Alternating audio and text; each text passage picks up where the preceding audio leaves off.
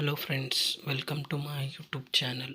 On today we will see some WhatsApp new features that has been recently updated. The first one is last seen management. Here we can have some options like everyone, my contact except and nobody. Means here everyone can see your message, then you can choose everyone, or suppose you want to just your contact should be seen, then you can choose my contact. Suppose you want to drop someone from your contact, then you can choose my contact accept, and that person can be selected. And last one is nobody, means nobody cannot see your last scene.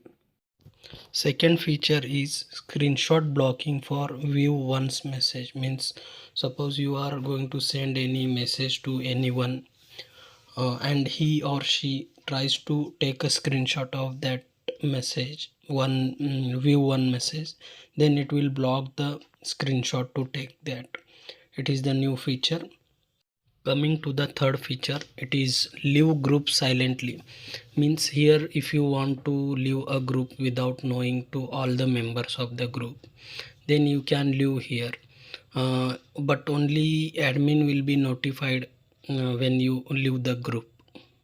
These are the three features WhatsApp recently updated, and if you like this video, please subscribe to my channel for more interesting videos. Thank you.